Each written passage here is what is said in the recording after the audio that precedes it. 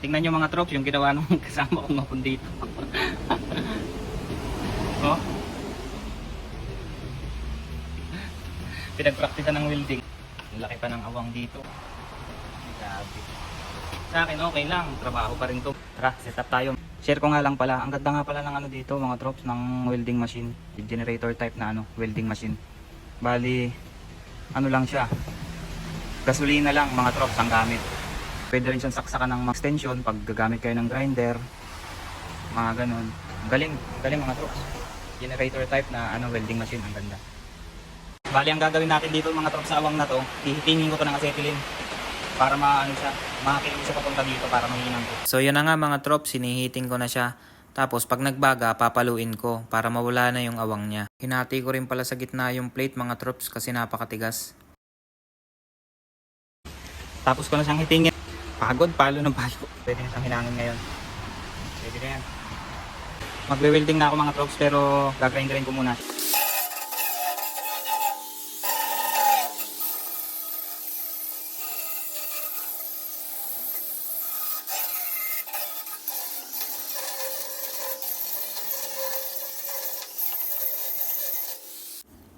Hatawin ko na to mga trops para tambay na lang ako mamaya hanggang uwian. Salamat nga pala sa walang sawang suporta sa akin mga trops. Dahil sa inyo kahit hindi masyadong pinapanood yung video ko, namomotivate ako kasi kahit papano meron pa ring nanonood sa akin. Hindi man marami pero at least meron, kaya maraming salamat sa inyo. Break muna tayo mga trops. Okay.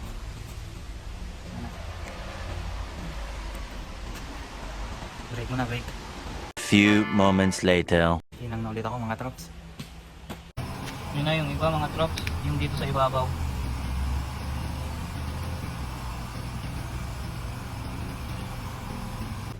Sabi nga pala nung kasama kong hapon dito, dito kilo na rin daw.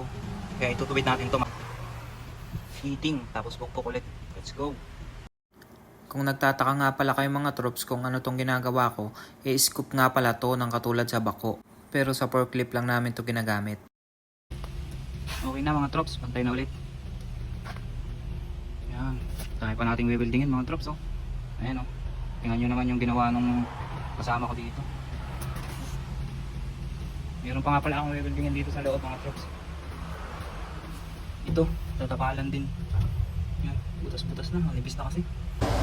Gawa na tayo ng bakal na pansapi dito sa loob.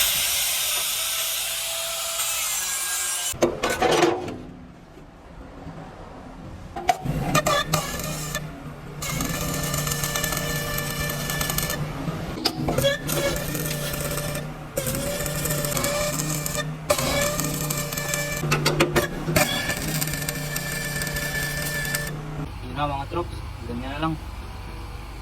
Tapos yun, yung butas na yun doon, sa labas ko na yun, tatagpian. Yung mga vertical naman ang titirahin natin mga troops. Itong mga patayo.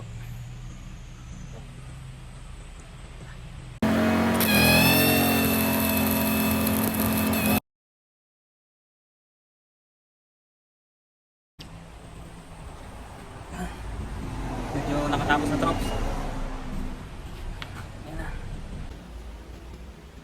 Iba-iba na dun sa kanina mga trop.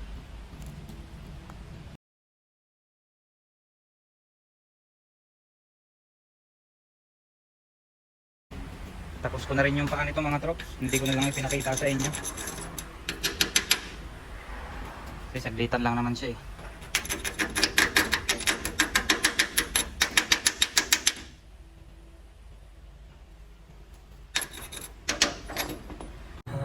Magandang hapon mga troops. Naghihintay na lang ako ng oras ng pag-uwi. Tambay-tambay lang ako dito. Tutok sa electric fan. Walang kalaban. Shit.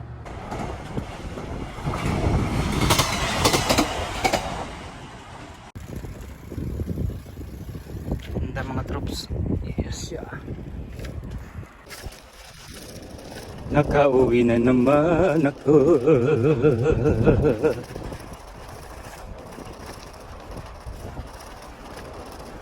Tapos na naman ang isang araw mga trops.